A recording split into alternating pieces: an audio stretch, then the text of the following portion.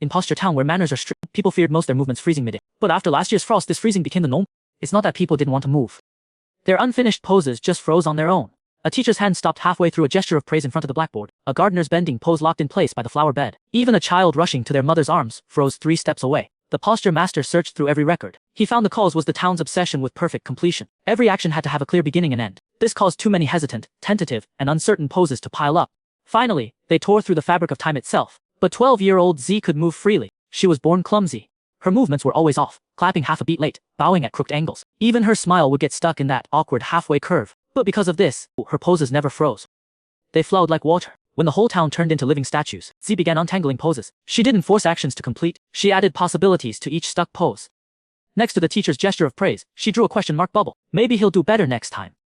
Under the gardener's weeding pose, she placed a seed. Maybe there's a surprise hidden in the soil. And in the 3-step distance between child and mother, she scattered glowing dewdrops, each one reflected a different way to arrive. Running, jumping, or just standing still with arms wide open. The most stubborn was the mayor's pose, his right hand raised shoulder high. That it was from 30 years ago, a gesture he couldn't bring down. The moment he fired his best friend.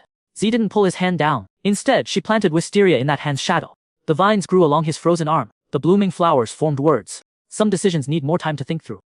When the wisteria flowers fully bloomed, all frozen poses began to loosen. But they didn't return to their original. The teacher's gesture of praise became an open gesture inviting discussion. The gardener's weeding motion evolved into a crouch observing insects. She and that child rushing toward their mother, in those final 3 steps, learned to walk and share stories about the day. Now Posture Town changed its rules. Every day after sunrise, the first hour is unfinished time.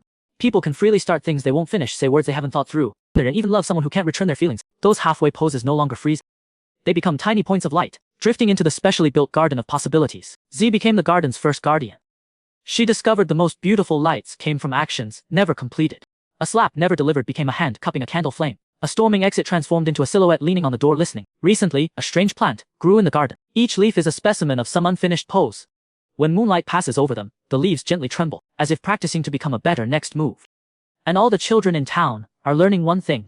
The most graceful is sometimes that pause where you let yourself not know how to continue.